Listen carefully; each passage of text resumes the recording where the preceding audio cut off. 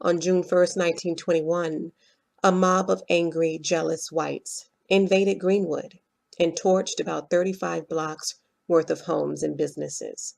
Their excuse? They were angry that a black man named Dick Rowland was acquitted of an assault charge against a white girl. Although there was no evidence that this man had done anything, the mob wanted to kill Rowland anyway. A group of armed white men gathered outside the jail where Rowland was held, so a group of armed black men from Greenwood gathered there also to protect him. There was an argument, one thing led to another. Next thing you know, a white man tries to take a gun away from a black man. They struggled. A gunshot was fired into the air. Then others started to shoot, after which whites flooded into Greenwood to destroy it, something they had been dying to do since the start of the town's success. They destroyed businesses, homes. They shot, they burned, and they lynched black men, women, and children.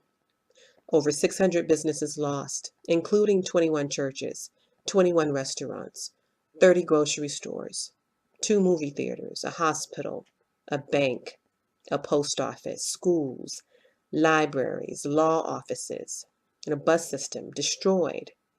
Almost everything blacks built in Greenwood over a 10 to 15-year time frame, white people had completely destroyed.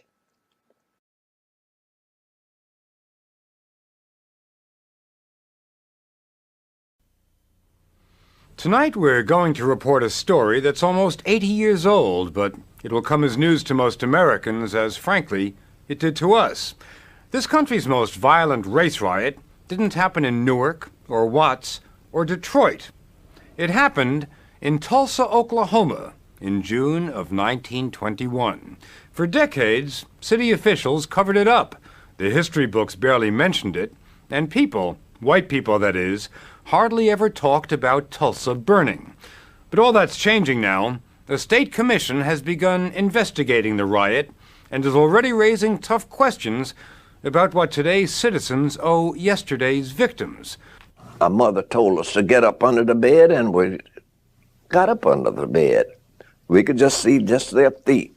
They came in and set fire to the curtains, and one stepped on my fingers, and my sister put her hand over my mouth to be sure to stop me, because she could tell I was fixing to holler because it hurt.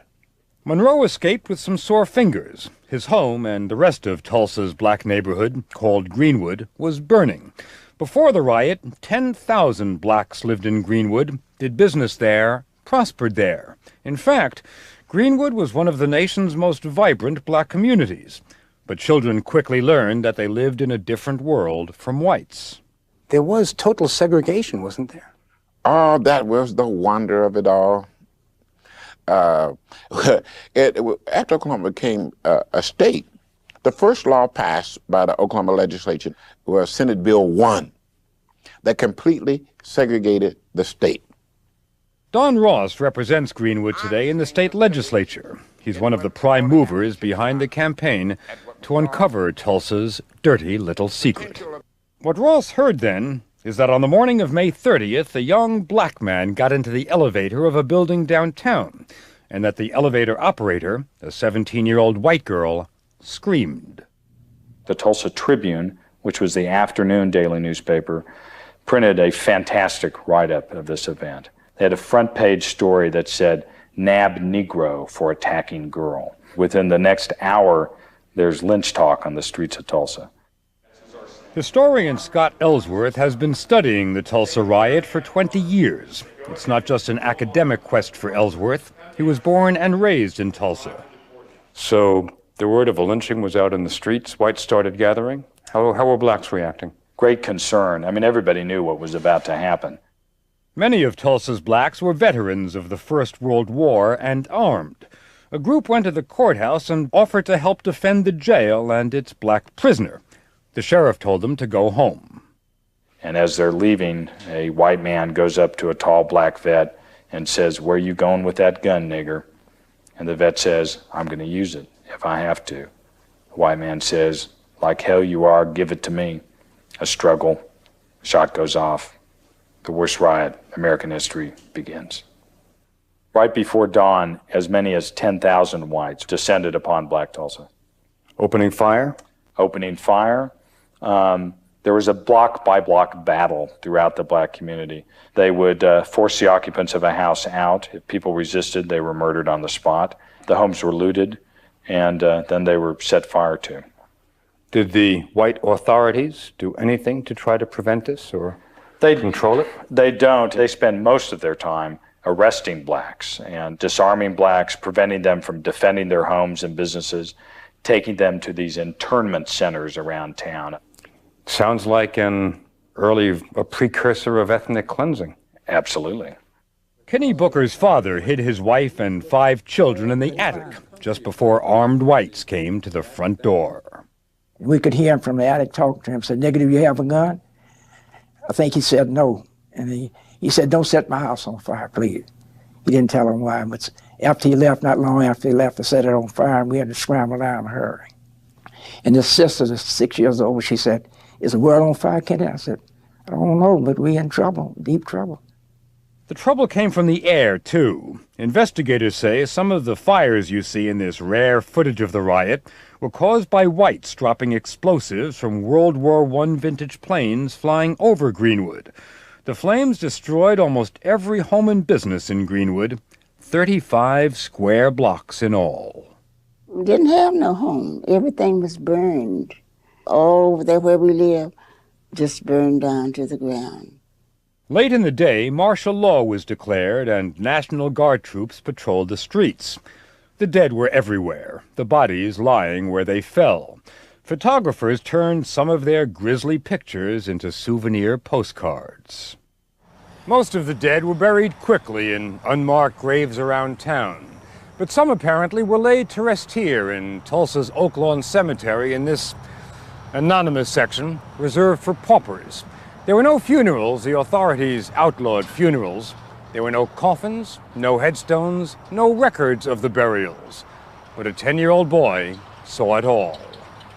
Clyde Eddy walked by the cemetery with a friend, saw some men digging and some big wooden crates. And we went in, naturally, and walked up to the first one and raised the lid up. There were 3 bodies of black men in it, just thrown in there.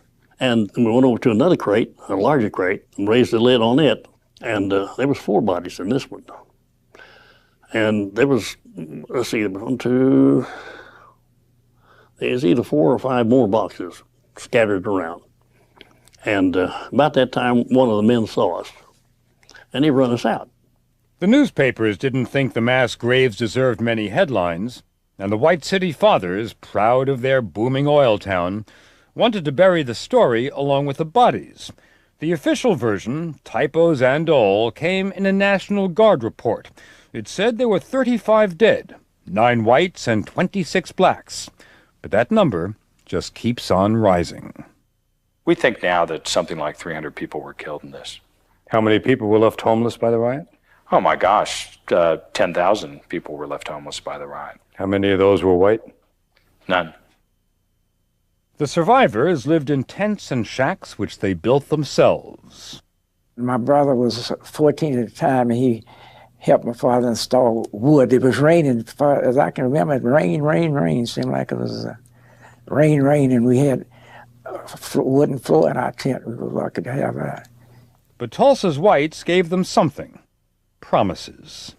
Now, in fact, after the riot, the city's white establishment said it was going to rebuild Greenwood. What happened? They lied. Not a dime. They proceeded to pass a fire ordinance that said, in effect, that you cannot build on property that had been burned. They wanted to starve blacks out of the land. They made it known to all philanthropic groups, we don't want your money. We would take care of our own. And there would be no problem. They spoke. They lied. Courts and insurance companies paid some damage claims filed by whites. All black claims were rejected. A grand jury filed no charges against whites. 57 blacks were indicted for rioting. And in fact, they'd put up one hell of a fight. But George Monroe, the kid with the sore fingers, has a longer view about reparations, about monuments, and about everything that's happened and not happened in Tulsa since that dark day in 1921. It's still here, even today in Tulsa, Oklahoma. Segregation is still here. It's still here. But it's loosening up a little bit now. So 75 years after the riot, segregation is loosening up a bit. A bit.